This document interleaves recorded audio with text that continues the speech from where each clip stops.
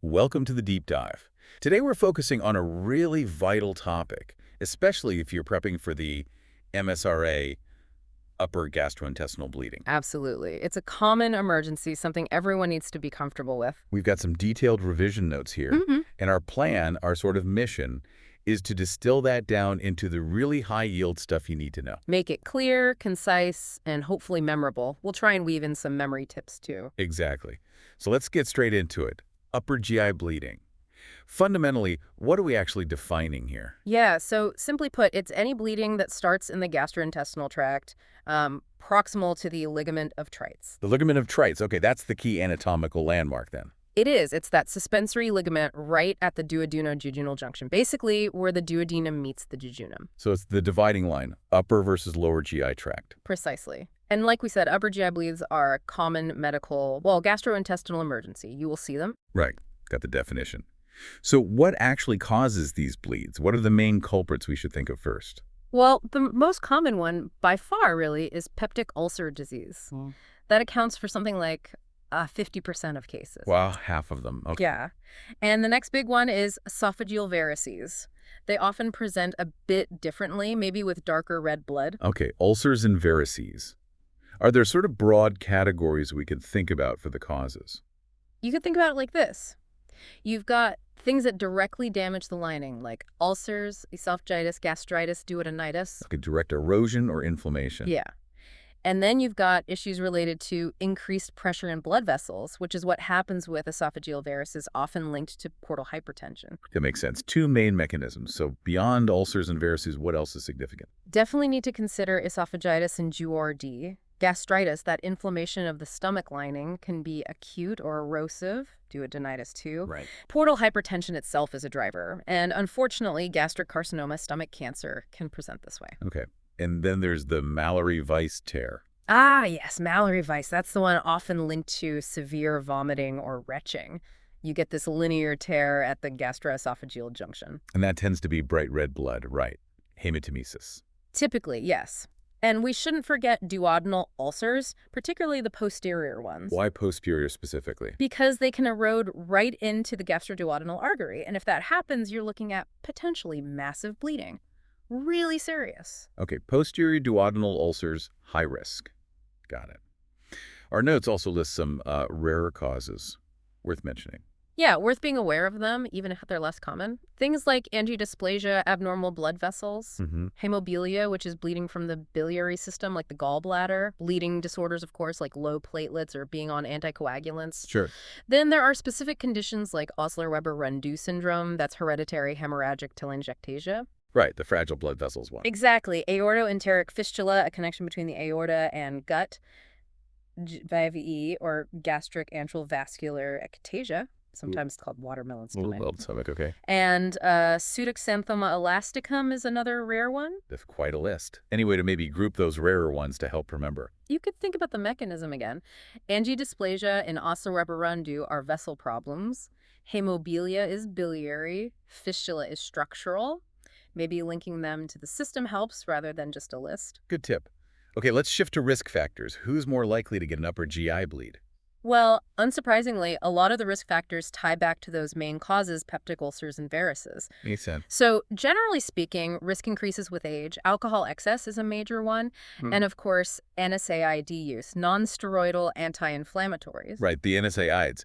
They reduce the protective prostaglandins in the stomach, don't they?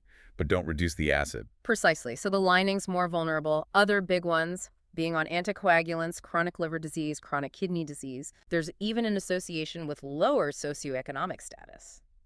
And critically for peptic ulcers, Helicobacter pylori infection. That's a major risk factor. So a real mix of things, lifestyle, underlying conditions, medications.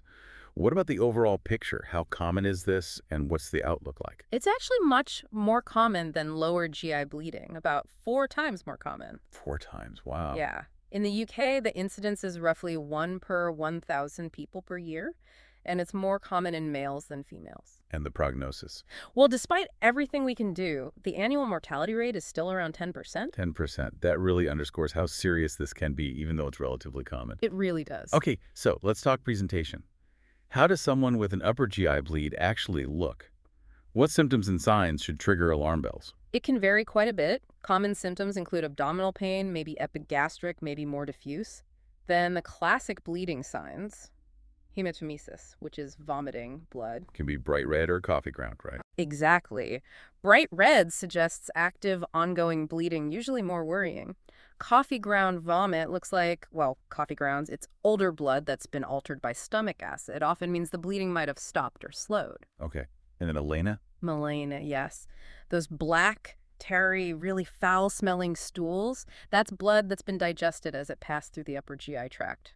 Very characteristic. And sometimes fresh blood per rectum, Haematemesis. Though less common with upper GI bleeds. Less common, yeah.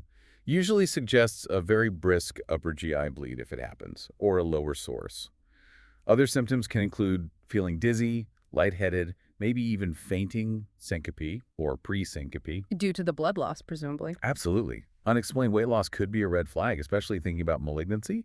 Features of liver disease like jaundice, maybe difficulty or pain swallowing dysphagia or odenophagia. And confusion. Confusion can happen, yeah, particularly if there's underlying liver disease causing hepatic encephalopathy. And what signs might we pick up on examination? Key things are signs of shock. So, hypotension, low blood pressure, tachycardia, fast heart rate, cool, clammy peripheries, maybe confusion, chest pain due to poor perfusion, signs of dehydration, pallor, looking pale, reduced urine output, oliguria. Okay, classic shock signs. Yes. And you'd specifically look for signs of chronic liver disease, jaundice again, gynecomastia in men, ascites, spider naivety on the skin, caput medusae around the umbilicus. Right. You might feel an abdominal mass or enlarged lymph nodes suggesting a tumor.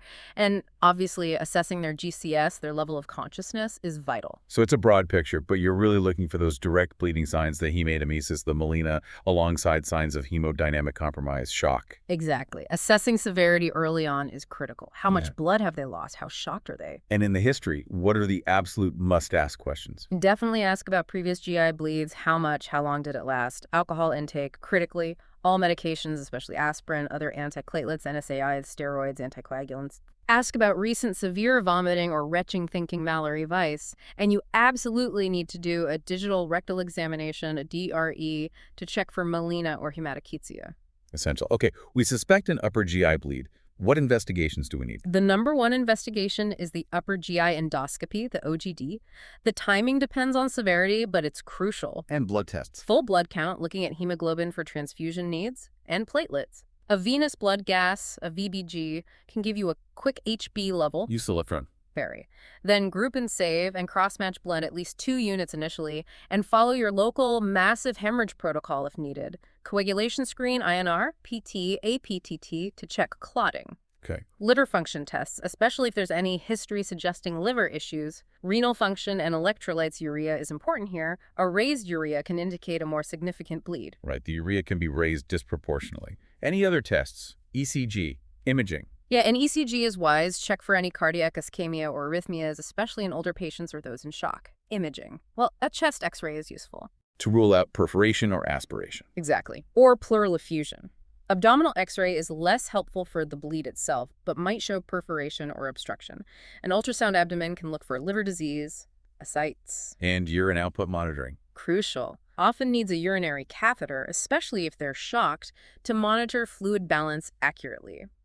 So back to the OGD. You said timing depends on severity. What's the general rule? Ideally within 24 hours for most significant bleeds. But if it's severe, ongoing bleeding, or the patient is unstable, it needs to happen much sooner, emergently. And it's both diagnostic and therapeutic. Yes, that's the beauty of it. You can see where the bleeding is coming from: an ulcer, varices, a tear, and often treat it there and then. Clipping, cautery, injections. Okay. Are there definite criteria for who needs admitting and getting that early scope? Yeah, generally older patients, say over 60. Anyone with witnessed haematemesis or melanina or hematochezia, anyone showing signs of shock, hemodynamic instability, Makes sense. known chronic liver disease or previous varices, and significant comorbidities like serious heart disease or cancer. Those patients need to come in and get scoped promptly. Right. Okay, we've got the diagnosis or strong suspicion. How do we manage these patients? What's the overall approach? It needs to be structured, Prompt. The key aims are stop the bleeding, resuscitate and stabilize the patient, and treat any complications. And, as we said, endoscopy within 24 hours is central. And you mentioned distinguishing between variceal and non-variceal bleeding management. Yes, the approaches differ significantly in some aspects. Okay, let's start with the immediate resuscitation, the ABCDE approach. Absolutely fundamental. A, airway. Make sure it's patent. Consider intubation if GCS is low or risk of aspiration is high, especially with haematemesis or encephalopathy. B, breathing. High flow oxygen. Aim for SATs above 94%. Listen to the chest for aspiration. C, circulation. This feels key here. Hugely key. Get wide-bore IV access, 2 large cannulas minimum. Consider central access if needed for monitoring or infusions. Start fluid resuscitation immediately if shocked crystalloids usually. Rapid boluses. And bloods. Get all those bloods we mentioned, FBC, UNEs, LFTs, coag, group and save, cross-match, VBG. And blood transfusion. Yes. Transfuse blood if indicated by HB level or ongoing bleeding. Use O negative if you need blood urgently before cross-match is ready. Aim for an HB target usually above 80 GL, maybe higher, like above 100, in patients with known ischemic heart disease. Follow massive hemorrhage protocols if needed. Continuous monitoring, too. Definitely. Cardiac monitor, regular blood pressure, pulse, SATs, urine output monitoring via catheter. Okay. D, disability. Check GCS. A sense for confusion, encephalopathy. Avoid sedatives if possible, as they can cloud the picture or worsen breathing. Check blood glucose. And E, exposure. Full examination. Look for those signs of liver disease, malignancy, source of bleeding, any injuries. Keep the patient warm. Are there specific drugs given during resuscitation besides fluids and blood? Yes. If the INR is high, especially if they're on warfarin, give vitamin K. Consider fresh frozen plasma, FFP, if INR is significantly prolonged, say over 1.5, or fibrinogen is low. Discuss with hematology, maybe. Always good practice, especially if considering things like prothrombin complex concentrate, PCC, for reversing anticoagulants other than warfarin. Platelets aren't routine unless counts are very low, or bleeding persists despite other measures. And always involve the GI bleed team early. Absolutely crucial. Get the gastroenterology or surgical team involved as soon as you suspect a significant bleed. Okay, now let's dive into the specifics. Variceal bleeding management following NISD guidelines. Right. For suspected or confirmed variceal bleeding, the key things are start a vasoactive drug like terlipressin. What does that do? It constricts the splanchnic vessels, reducing blood flow into the portal system and lowering portal pressure, which helps control variceal bleeding. There's a standard dosing regimen, usually 2 mg than 1 mg QDS, but check for contraindications like severe coronary artery disease. How long is it given for? Usually max 48 hours, sometimes up to 5 days. Stop once hemostasis is achieved. Okay. What else for varices? Prophylactic antibiotics are vital. They reduce mortality and the risk of spontaneous bacterial peritonitis, SBP. Usually give them for about a week. And endoscopy. Endoscopy is key for treatment. For esophageal varices, the primary treatment is variceal band ligation. Banding them off. Exactly. For gastric varices, particularly certain types, endoscopic injection of tissue adhesive like N-butyl-2 cyanoacrylate, basically medical glue, is often used. Glue for gastric varices. Any risks? Yes, there's a risk of the glue embolizing, traveling elsewhere in the bloodstream, which can be serious. Okay. What if banding or glue doesn't work? If bleeding is uncontrolled, the next step is often a TAPISES procedure, transjugular intrahepatic portosystemic shunt. It's an interventional radiology procedure to create a channel within the liver to bypass flow and lower portal pressure significantly. Right. TPS is a rescue option. And you mentioned cautious fluid resuscitation. Yes, critically important in variceal bleeds. Over-aggressive fluid resuscitation can actually raise portal pressure and increase the risk of rebleeding. So, resuscitate to maintain perfusion, but be cautious. Got it. Now, what about the non-variceal bleeds? Like ulcers? Again, endoscopy, OGD, is first line for diagnosis and treatment. During the scope, if we find active bleeding, a non-bleeding visible vessel, or an ulcer with an adherent clot, these are high-risk features we treat them, usually with a combination. Mechanical methods like applying clips to the vessel, thermal coagulation, often with adrenaline injected first to slow the bleeding, or injection of fibrin or thrombin, again often with adrenaline. And repeat endoscopy. Sometimes needed, yeah, especially if the initial view is poor or if there's a very high risk of rebleeding. What if endoscopic treatment fails or they rebleed badly? If they rebleed significantly after endoscopy and are unstable, the options are usually interventional radiology. They can perform angiography and embolize the bleeding vessel with foam or coils. Or sometimes surgery is required to directly oversew the bleeding point. And medications. Stop NSAIDs. Definitely stop NSAIDs and COX-2 inhibitors acutely. Low-dose aspirin for secondary prevention is often continued once hemostasis is secure, but it's a risk-benefit decision based on their cardiovascular risk. Okay. Now, you mentioned risk scoring systems earlier, Glasgow-Blatchford and Rockall. Tell us more about those. Yeah, they're really useful tools. The Glasgow-Blatchford score, or GBS, is great for initial assessment, often in A&E. It helps predict the need for intervention like transfusion or endoscopy. What does it look at? It uses clinical and lab parameters, HB, urea, systolic BP, heart rate, presence of melena, syncope, history of liver disease, or cardiac failure. Gender is in there too. And how do you interpret the score? A score of 0 is considered very low risk, and these patients might potentially be managed as outpatients in some settings. A score greater than 0 generally warrants admission. Higher scores, like above 6, indicate high risk. Interestingly, coffee-ground vomiting isn't part of the GBS. Good to know. And the Rockall score? The Rockall score has two parts, a pre-endoscopy score and a post-endoscopy score.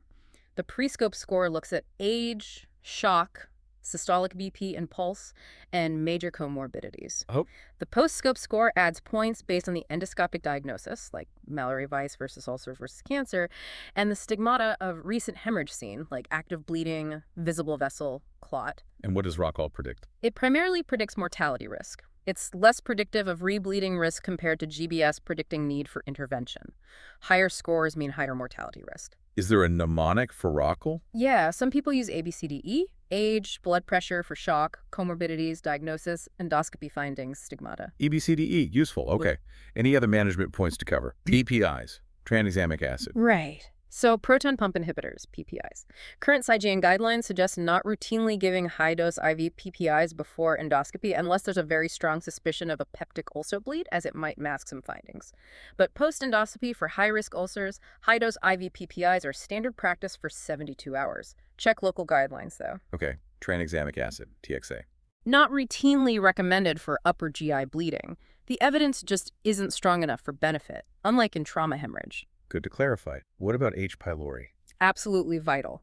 If the bleed was due to peptic ulcer disease, you must test for H. pylori and treat it if positive to prevent recurrence. Usually test after the acute phase. And stopping anticoagulants, antiplatelets. Generally stopped acutely during the active bleed. But the decision on restarting them needs careful consideration later, balancing bleed risk versus thrombosis risk. Always discuss with seniors and potentially hematology cardiology. Makes sense. Anything else, like Sing, Steak, and Blakemore tubes? Those are really rescue measures for refractory variceal bleeding when endoscopy and TPS aren't immediately available or successful. It's a tube with balloons to tamponade bleeding varices. Oesophageal stents are another rare salvage option. Okay, so quite the toolkit available. We've stopped the bleeding. Patient is stable. What's the prognosis generally? As we touched on, it really varies depending on the cause and the patient. That overall 10% mortality for new admissions is a key figure, but it's much higher, maybe 25–30%, if the bleed develops while they're already an inpatient for something else. These patients are often sicker to begin with. And the Rockall score correlates with mortality. Yes, a higher score, especially over 8, points to a significantly higher mortality risk. But prompt, aggressive resuscitation and early intervention definitely improve outcomes. Are there specific factors that predict rebleeding? Yes, older age, being in shock on admission, having underlying clotting problems, seeing pulsatile bleeding during endoscopy, and having significant cardiovascular disease all increase the risk of bleeding again. Right.